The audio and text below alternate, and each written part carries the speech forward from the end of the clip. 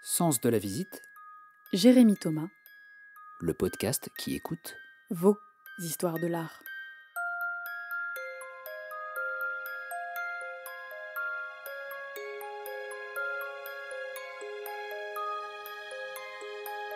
Aujourd'hui, je vais commencer exceptionnellement cet épisode en vous partageant un coup de cœur pour un podcast qui m'a réconcilié avec le marché de l'art.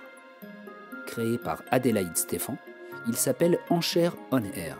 Et comme son nom l'indique, il vous immerge dans l'univers des enchères dans le plus célèbre hôtel des ventes, Drouot. Il s'adresse autant aux néophytes qu'aux experts car il raconte une histoire, celle d'un objet qui passe en vente, d'un ou d'une artiste, d'une collection. Mais vous pourrez surtout entendre et rencontrer des acteurs et des actrices du marché de l'art, commissaires-priseurs, collectionneurs ou conservateurs, pour comprendre ce qu'il se passe avant et après une vente.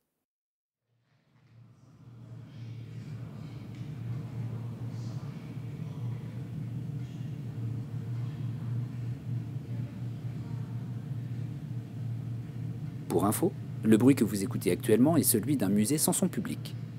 Et accessoirement, c'est aussi ce qu'entendent les œuvres, jour et nuit. Alors j'ai décidé de ne pas les laisser seuls plus longtemps, en dépit des interdictions sanitaires et au risque de passer pour un dangereux hors-la-loi. Aujourd'hui, je vous emmène au musée. Grâce à la force de l'audio, vous allez pouvoir me suivre au musée des Beaux-Arts d'Orléans. Ce n'est pas n'importe lequel, vous allez voir. Ou entendre. Créé juste après la Révolution française, son histoire est intimement liée à la ville et aux Orléanais, car ce sont eux qui ont contribué par leurs dons, au fil des années, à en faire une des plus belles collections muséales. Quand il ouvrira très prochainement ses portes, on l'espère, vous pourrez par exemple aller voir un des deux seuls Velázquez exposés en France, quand même. Ou bien la deuxième plus grande collection de pastels après celle du musée du Louvre. Et puis, une belle brochette d'artistes allant des 15e au 20e siècle, avec entre autres Bruegel, Corot, Courbet, Van Dyck, Vigée-Lebrun ou Delacroix, et plus proche de nous, Gauguin, Picasso ou Zhao Huqi, cet artiste si cher à mes yeux.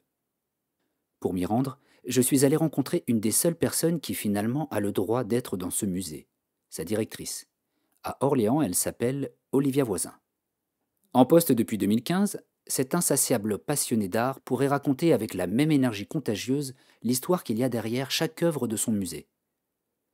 Et comme elle semble n'avoir peur de rien, elle a également entamé depuis 2016 une rénovation complète du musée, étage par étage, avec un objectif simple, rendre accessibles toutes les collections du musée à un public dont elle souhaite plus que tout élargir la base, et à qui elle ne demande rien d'autre que de prendre du plaisir à se balader dans les allées. Pour elle, une visite, ce doit aussi être un moment où l'on peut se reposer et se retrouver avec soi-même. Serait-ce donc le musée du XXIe siècle qui est en train de se construire avec elle? Mais vous allez l'entendre, et c'est le sujet de notre épisode, Olivia Voisin n'est pas que la directrice de ce musée. C'est aussi le personnage d'une histoire aussi passionnante que mystérieuse. Elle est à l'origine de la redécouverte d'un artiste, mort il y a près de 200 ans, Jean-Marie Delaperche. Totalement oublié de l'histoire de l'art, et pour cause, malgré son talent indéniable et son coup de crayon génial, il avait choisi de rester dans l'ombre pour exercer son métier d'artiste et de ne signer aucune de ses œuvres. Sauf 3. Ce sont elles qui ont permis aux experts de retrouver toutes les autres. Jean-Marie Delaperche a donc laissé des indices pour le retrouver et permettre ainsi à Olivia Voisin d'organiser cette exposition rétrospective qu'elle lui a consacrée. De toute façon, elle en est certaine. Dans cette histoire, rien n'est le fruit du hasard.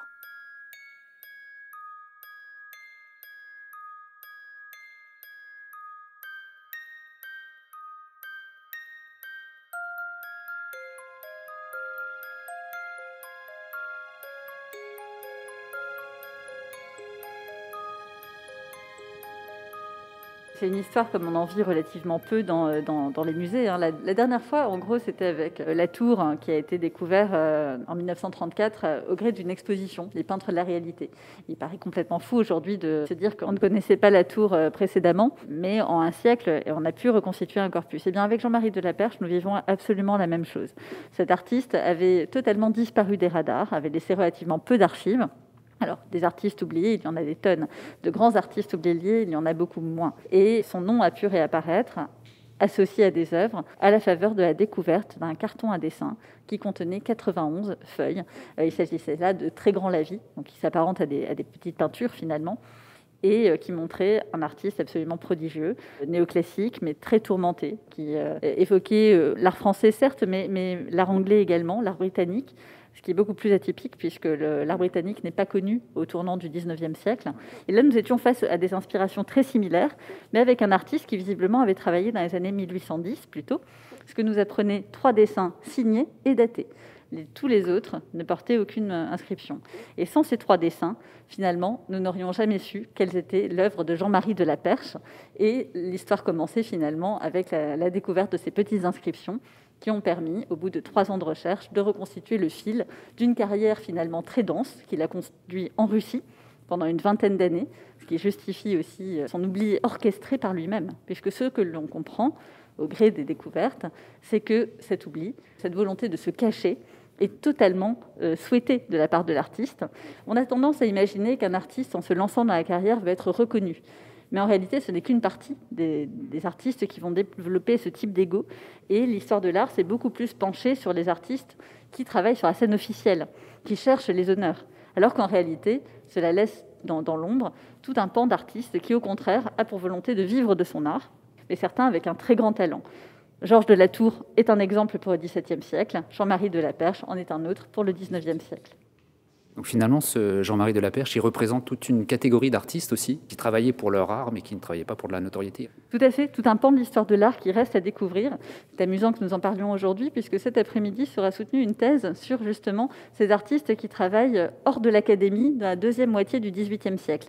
Eh bien, ils s'apparentent à cette génération-là, à ce type d'artiste-là, qui pourtant a vécu de son art du début à la fin de sa carrière. Il meurt, il a plus de 70 ans, il produit encore, il meurt très pauvre, mais à aucun moment il ne cherche la notoriété, bien au contraire. Il a peur du pouvoir, il a peur de la politique, il a vu sous la Révolution bien des proches de sa famille mourir, il a voulu fuir l'Empire et part au début de l'année 1805 en Russie pour un monde meilleur, plus calme.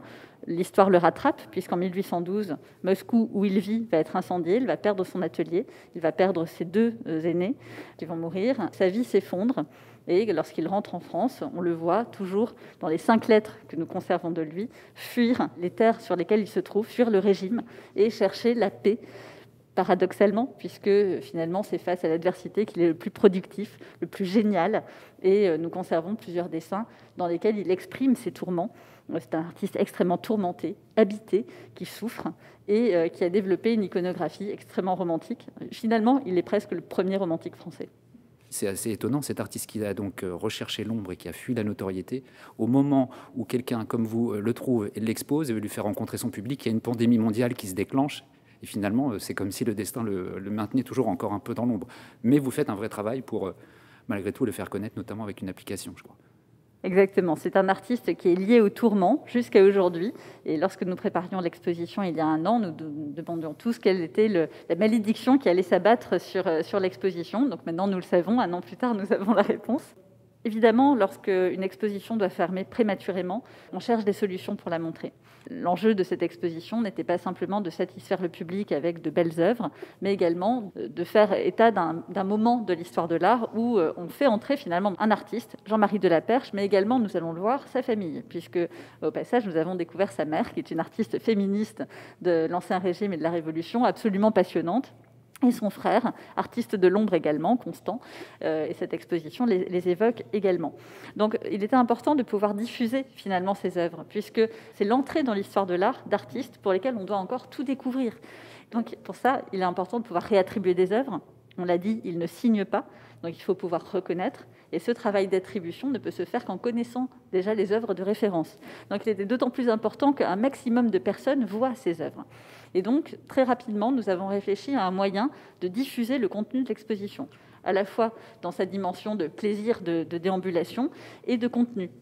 Et nous avons travaillé avec une jeune entreprise montpelliéraine, Extra Art, et nous avons développé une visite immersive qui permet aux visiteurs de déambuler en retrouvant toutes les sensations qu'ils pourraient avoir en visitant l'exposition. Ça a été plusieurs mois de travail, et aujourd'hui, cette visite est disponible sur Internet, mais également sur smartphone, puisqu'on peut télécharger l'application gratuitement sur Apple et sur Android en tapant simplement de la perche. Il n'y a rien de plus dramatique, tragique que de fermer une exposition. Pour le commissaire d'abord, qui voit plusieurs années de travail démontées, cassées, puisqu'il faut imaginer que dans quelques jours, toute la scénographie sera cassée et on tirera un trait sur l'exposition. On est tout le temps dans une forme de nostalgie et se dire « Ah tiens, rappelle-toi cette exposition d'il y a 20 ans, ah tiens, j'aurais voulu voir cette exposition il y a 30 ans ». Évidemment, c'est impossible puisque ce sont des temps très courts. Et pour les figer dans le temps, ces expositions, nous souhaitions développer une bibliothèque numérique. Et finalement, cette exposition immersive de la perche sera le premier opus d'une bibliothèque qui permettra à l'avenir de revisiter dans 10 ans, dans 20 ans, dans 30 ans, les expositions du Musée des Beaux-Arts d'Orléans. Et justement, est-ce que vous pouvez me parler de l'importance de la présence du public, même si toutes les initiatives qui apparaissent sont totalement bienveillantes et sont importantes, je veux dire, pour maintenir le lien avec le public. Mais pour vous, qu'est-ce que ça veut dire d'avoir un public qui se balade en vrai dans les salles des musées ? Alors, les musées de France ont 5 grandes missions, évidemment: conserver, restaurer, acquérir, étudier et diffuser auprès du plus large public.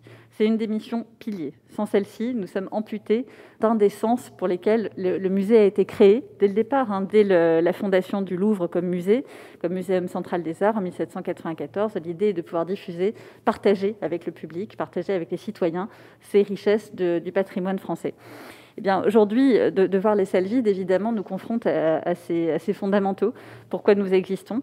Ce qui a justifié que très rapidement, tout le monde ait des envies de diffusion. Donc, nous avons beaucoup utilisé les réseaux sociaux pour emmener dans les salles les visiteurs, qui, une fois de plus, n'est qu'un palliatif, mais qui garde un lien. Le public des musées est très diversifié. Nous travaillons avec énormément d'associations de quartier qui sont heureuses de venir au musée. Et là, nous privons alors un public scolaire, un public des quartiers, un public local, un public plus éloigné. Et c'est évidemment des moments très, très difficiles pour les équipes des musées, pour tous ceux avec lesquels nous travaillons. Et je dois avouer que si les équipes sont très friandes de ce public, les œuvres le sont aussi. Et il faut imaginer le désespoir de toutes ces œuvres qui sont magnifiques sur leurs murs et qui ne sont plus regardées. Et elles attendent, je crois, plus encore les visiteurs. On commence l'exposition, on commence la déambulation, d'ailleurs, de ce que je vois pour l'instant, une très belle scénographie, assez sobre, mais qui met très très bien les œuvres en valeur. Et on est devant la mort de Priam. Je crois que c'est une œuvre un peu spéciale dans l'exposition. Quand j'ai ouvert ce carton à dessin, qui nous a été proposé par un très bon marchand d'œuvres spécialisé dans le 19e siècle, chez qui on trouve toujours des merveilles, la Galerie Chaptal à Paris, il m'avait dit, voilà, j'ai des choses à te montrer, des dessins. J'ai ouvert un carton, et j'ai commencé à tourner les pages, plein de belles feuilles, très belles feuilles. Aucune signature ne figurait, je ne reconnaissais pas l'artiste. Donc je lui ai demandé qui était cet artiste. Il m'a dit, continue. Donc je tournais, et chaque feuille était plus belle que la précédente, très habitée, très singulière. Et au bout d'un moment, j'en ai tiré une, il m'a dit, regarde celle-ci. Et donc c'était cette mort de Priam, qui était signée de la perche Inuenit, donc à inventer, Moscou, 1813. Donc c'était une feuille très énigmatique, qui apportait un nom, une localisation, atypique, et 1813, tout un sens, puisque Moscou a brûlé en 1812, donc Moscou 1813 laisse penser que le chaos existait encore. Et en effet, ce chaos, on le retrouve dans la feuille. Une feuille très peuplée, très bruyante, comme l'a qualifié Pierre Rosenberg, ancien directeur du Louvre, un sens du drame tout à fait singulier, une capacité de composition très poussée. Et finalement, face à cette œuvre, dans un état de conservation admirable, au lavis, avec tout un travail sur les gris et les noirs et les effets de blanc, on avait un artiste qui finalement ne ressemblait à aucun autre, un Delaperche, nom absolument inconnu. Donc je me suis tournée vers le marchand en lui demandant qui était ce Delaperche. Il me dit, il est orléanais. Alors là, imaginez, formidable, il l'était pour nous. Donc l'aventure pouvait commencer. C'était un artiste qui avait échappé totalement au radar de l'histoire, qui visiblement s'inscrivait parmi les meilleurs de son temps, et pour lequel tout restait à découvrir. Et donc, le reste du carton a été balayé avec des étoiles dans les yeux, en comprenant que nous étions face à un artiste qui, visiblement, avait vécu des épisodes assez traumatiques, assez intenses, très énigmatiques, et qu'il fallait tout reconstruire pour lui redonner sa place dans l'histoire de l'art et retrouver sa vie qui avait été oubliée, qui avait dû être bien difficile. Quand on a fait ses études et toute sa formation sur cette période-là et qu'on découvre un artiste qu'on ne connaît pas, j'imagine que c'est une explosion dans la tête, non ? Oui, tout à fait. Il appartient réellement à la période sur laquelle je travaille, donc sur le premier 19e, qui est une période qui commence sous la Révolution. et ce qui permet de voir vraiment sa singularité. Un bon artiste est déjà un degré de qualité, mais un bon artiste qui a une capacité d'imagination et d'innovation est un degré supplémentaire. Et c'était ce type d'artiste-là que nous avions sous les yeux. Et il a développé une culture visuelle qui n'est pas du tout celle des artistes de son temps en France, qui, eux, vont découvrir l'Angleterre bien plus tard.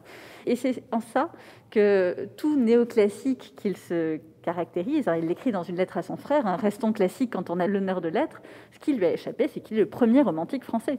Il est le premier à avoir développé cet art très intérieur, mettant son âme totalement dans son sujet. Dans cette feuille sur la mort de Priam, en réalité, que montre-t-il? Certes, le sujet de l'Énéide, mais également le massacre des populations à Moscou lors de l'incendie de septembre 1812, où il a tout perdu. Et c'est un artiste qui, à partir de ce moment-là, qui va être un instant traumatique, où il perd ses enfants, il va parler par métaphore. Et quand je dis parler, il va peindre par métaphore, en faisant toujours référence à un événement contemporain par le biais d'une scène antique. Tout ça demande un pouvoir d'imagination très fort. C'est un artiste qui aurait pu être le plus célèbre de tous. Il aurait pu, quand on voit une composition comme celle-ci, qui est un dessin, mais même si c'est un très grand dessin, qui aurait pu faire de très grands formats. L'a-t-il fait? Nous l'ignorons. Mais on l'imagine tout à fait décorer le Louvre au moment de la Restauration. On l'imagine participer au plus grand chantier de son temps. Et pourtant, c'est dans l'ombre qu'on le retrouve, loin des regards, loin du public. Il l'écrit dans une lettre à son frère. Ce qu'il veut, c'est pouvoir être un artiste qui vit de son œuvre.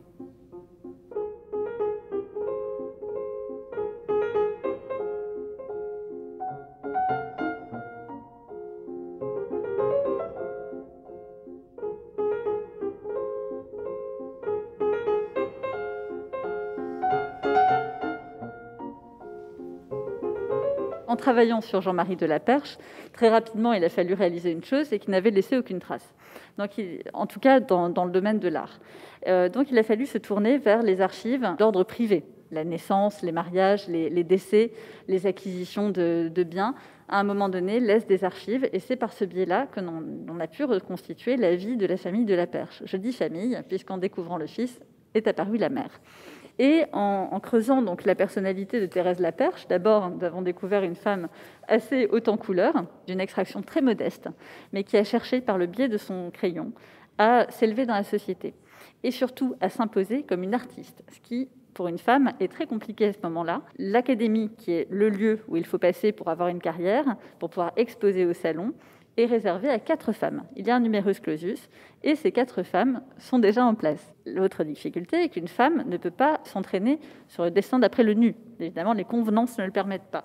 Donc il est très difficile pour une femme de se former à l'art. Eh bien, elle a bravé tous les interdits.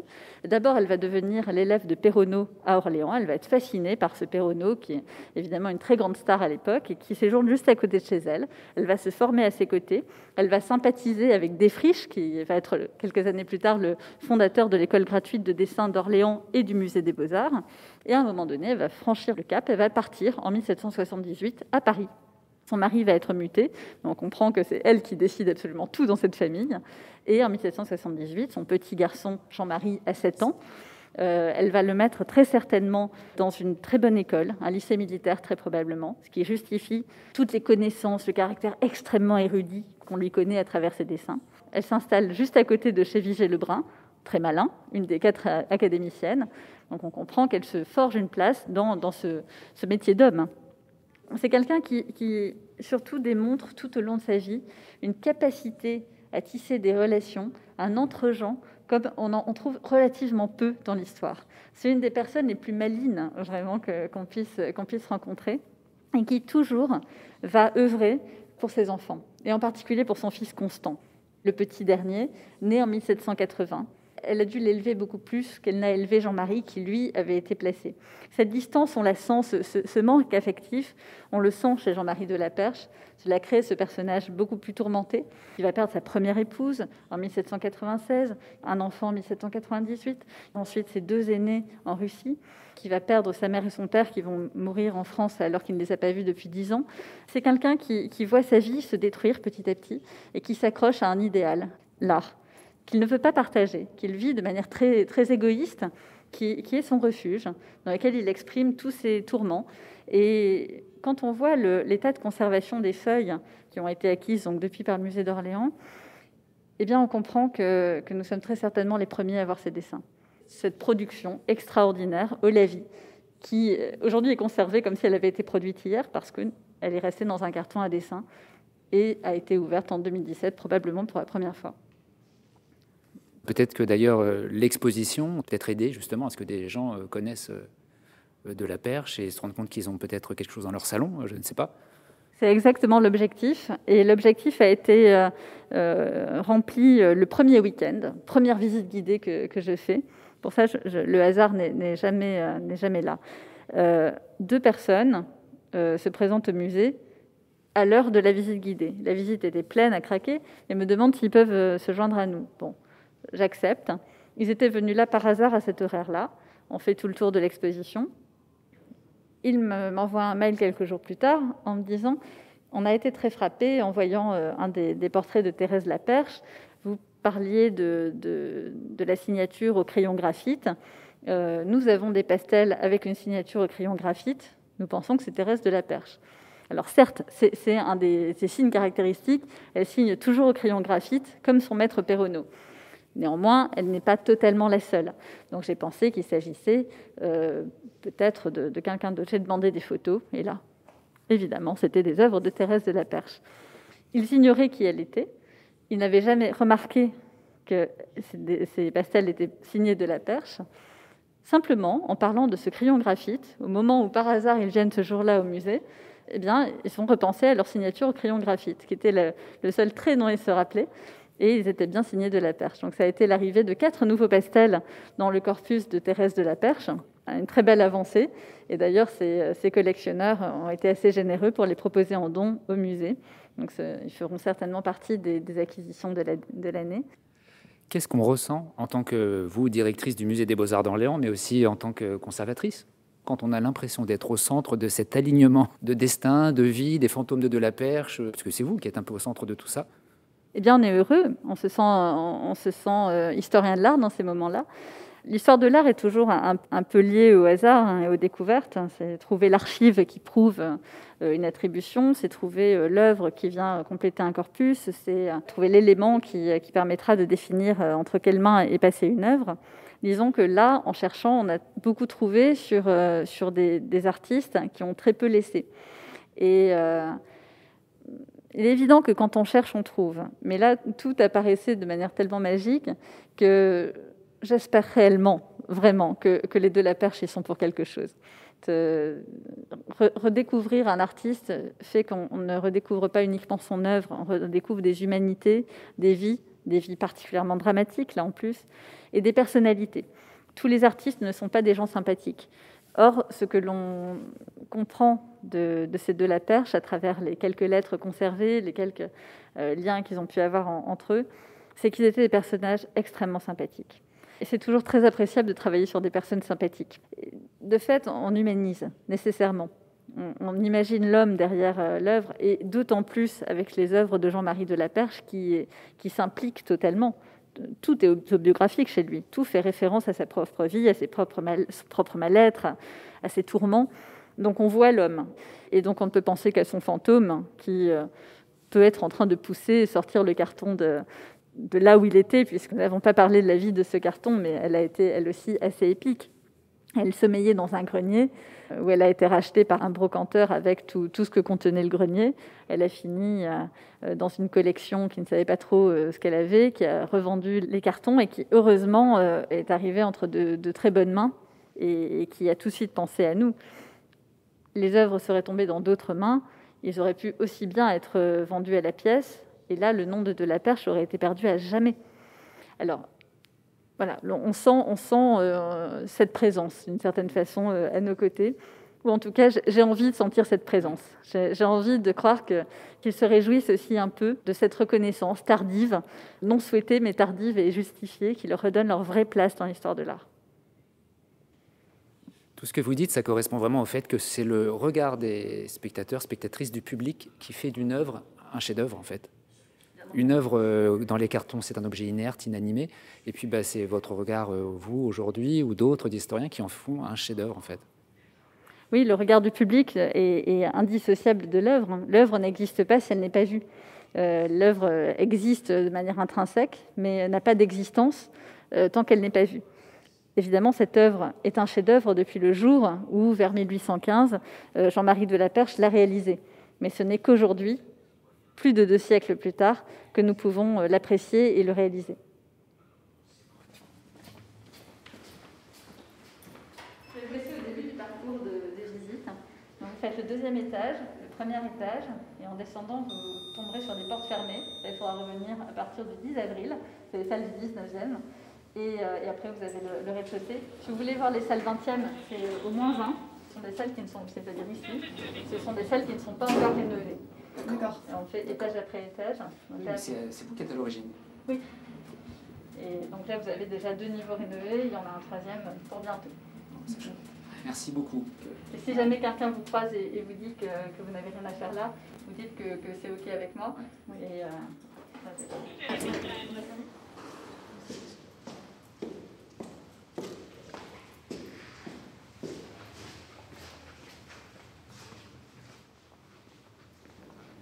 On a fini l'exposition Jean-Marie de la Perche et vous nous avez permis de nous promener dans les étages supérieurs de ce musée des Beaux-Arts d'Orléans.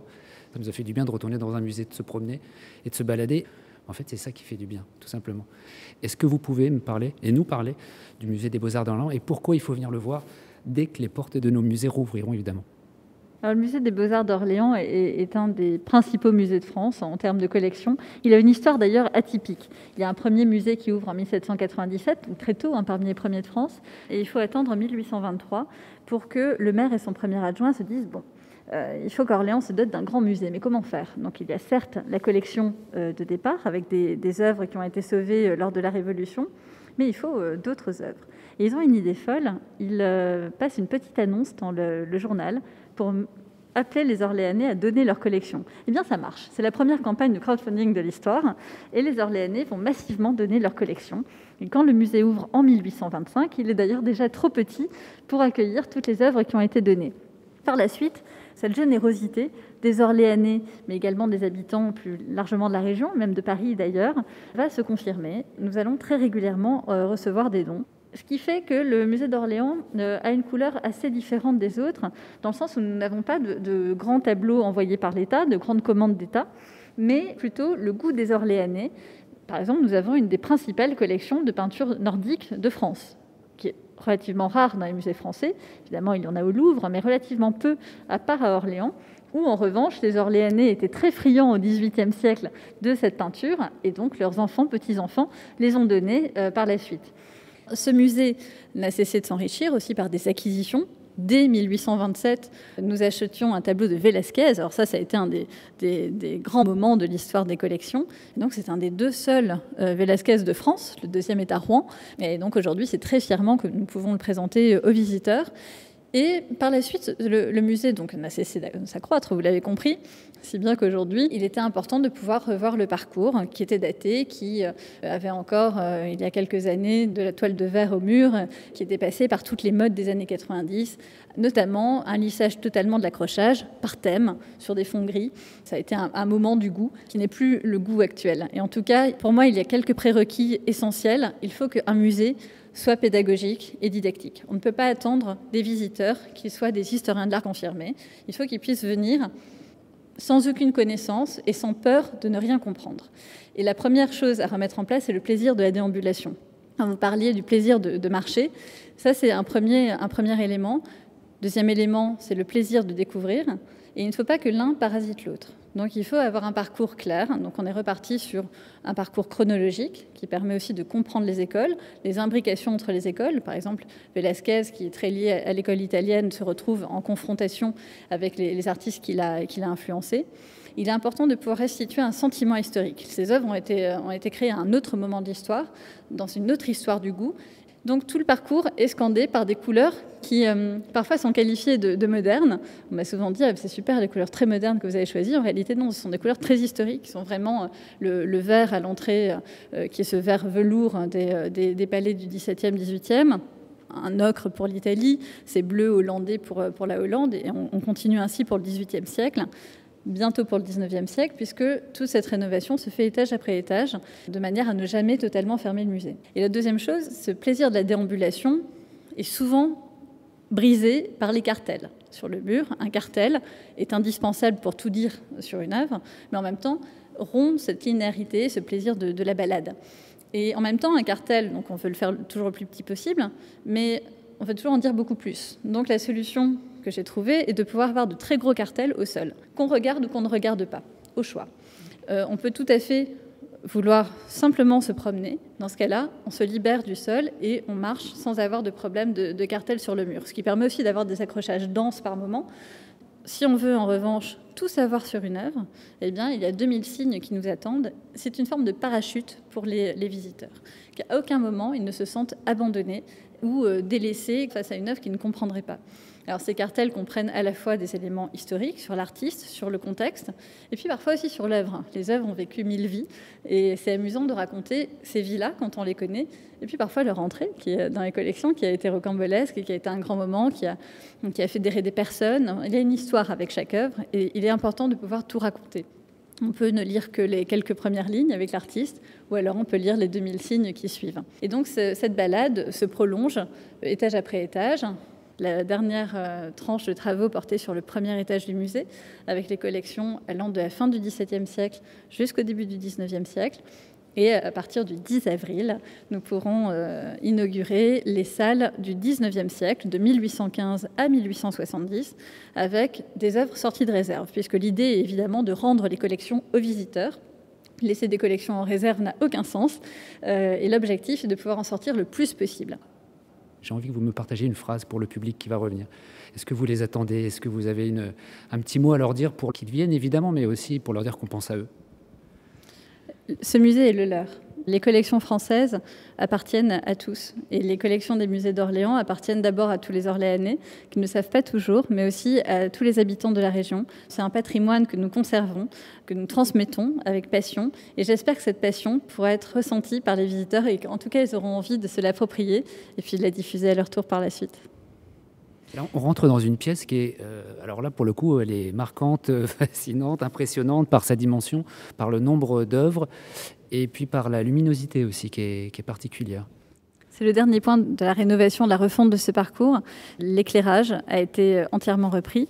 On a travaillé avec une éclairagiste conseil qui travaille tableau après tableau avec toute une balance de spots chauds, de spots froids selon les œuvres. Donc c'est vraiment un éclairage sur mesure qui permet de enfin voir les œuvres. Alors, ceci dit, on a fait plein de découvertes en éclairant les œuvres. Les visiteurs ont pu mieux les découvrir, mais nous aussi. Notamment, il y a un tableau qui était de l'entourage de Guido Reni, ou un atelier, ou une copie, qui s'avérait être le premier David des Goliath, le vrai, l'unique, qui n'est pas finalement au Louvre, qui est fait en 1605 et qui est au musée d'Orléans, qui avait été déposé au 19e siècle par le Louvre parce qu'il pensait que c'était une copie. Donc, éclairer les œuvres peut apporter beaucoup de belles réponses. Dans cette salle des grands formats, nous avons réuni ce qui a fait le musée lors de son ouverture en 1825. Peu ou prou, on voit ce que le public a pu découvrir, avec d'un côté les œuvres issues des églises d'Orléans, et puis de l'autre côté, un don important qui est arrivé en 1825 d'un marchand qui s'appelait Pilté-Grenet, qui avait racheté le château de Richelieu. Il lui restait beaucoup d'œuvres ayant appartenu donc à ce château, qui était le grand projet du cardinal de Richelieu, qu'il n'aura jamais vu puisqu'il est mort avant la fin. Cette grande salle donne aussi l'épaisseur, disons, de cette peinture du XVIIe siècle, qu'on ne peut pas lire toujours sur une petite cimaze, qui a besoin aussi d'être exposée dans un cadre gigantesque, qui est le volume pour lequel les peintres l'ont peint. Et j'espère que le public, aujourd'hui, en entrant dans cette salle, voit que la peinture du XVIIe siècle est sacrément cool. Je vais vous dire, le pari est assez réussi, parce que pendant très longtemps, tous les événements avec les jeunes publics, avec les associations, se déroulaient dans les salles du XXe siècle. Et depuis que cette salle existe, la plupart du temps, les jeunes font le tour des salles. Finalement, c'est ici qu'ils veulent réaliser. On a eu un clip de rap qui a été réalisé il n'y a pas longtemps dans cette salle. Je pense que le pari est gagné, puisque cette peinture n'est pas une peinture élitiste, avec une connotation bourgeoise, n'est pas une peinture qui appartient à ceux qui connaissent. Elle appartient à tous. Elle a été contemporaine un jour. Et aujourd'hui, lui redonner cette contemporanéité, finalement, amène à la lire différemment. Je vais vous dire, quand on a des jeunes qui dansent devant cette colonnade, on a l'impression que la colonnade danse également. Et aujourd'hui, c'est la salle qui est le plus admirée. Donc c'est une grande fierté que ce soit cette peinture du XVIIe siècle qui, un temps, a pu être qualifiée justement de trop élitiste et trop marquée d'un certain public. Et quand on fait un concert ici, je peux vous dire, c'est incroyable. Vous faites des concerts? Oui, on fait beaucoup de concerts. Ouais. On travaille avec... C'est toujours un plaisir d'organiser des concerts au musée. Les œuvres se répondent très bien. Musique et peinture ont été conçues ensemble. C'est une société entière, c'est un temps entier, c'est un air du temps. Et quand les deux se répondent, on a une explosion finalement. On a les larmes aux yeux en 2 minutes quand un musicien commence à faire de la musique dans cette pièce. Tout d'un coup, cette peinture prend une densité plus grande encore. Les sujets aident aussi à ça. Hein. Ce sont des peintures d'histoire où toutes les expressions humaines, tous les sentiments humains sont représentés. Et dès qu'une note est posée, la peinture s'anime plus encore. Parce que finalement, le lieu s'y prête. Quand on parle, il y a beaucoup d'écho, on l'entend. Mais dès que le lieu, l'espace est rempli de musique, tout devient magique.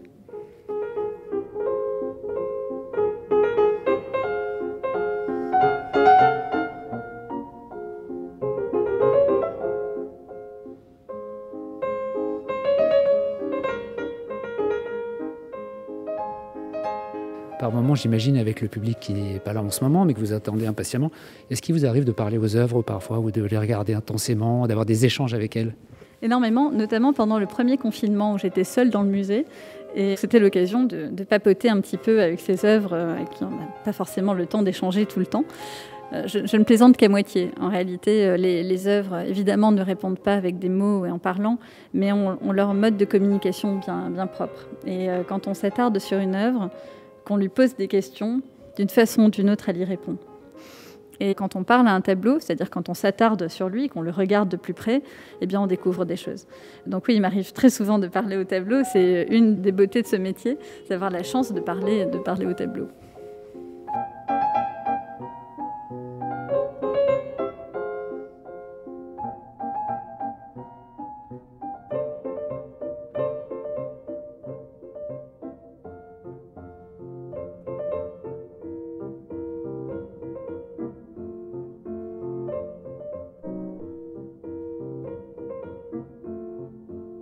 Avouez que vous aussi, vous aimeriez bien parler aux œuvres d'art, pour leur poser des questions ou simplement pour leur tenir compagnie. En attendant, suivez l'exposition Jean-Marie Delaperche, grâce à l'application créée par le Musée des Beaux-Arts d'Orléans, disponible sur Google Play et l'App Store ou sur le site expodelaperche.extraart.fr. La prochaine fois que vous viendrez au Musée des Beaux-Arts d'Orléans, vous pourrez découvrir les nouvelles salles, actuellement en restauration. Et peut-être que vous aurez la chance d'écouter à nouveau des concerts dans une des sublimes salles mêlant sculpture et peinture du XVIIe siècle. Nous remercions chaleureusement Olivia Voisin pour cette très belle histoire de l'art. Elle nous a complètement captivés et sa joie communicative nous a embarqués dans une médiation unique qu'on avait juste envie de vous partager.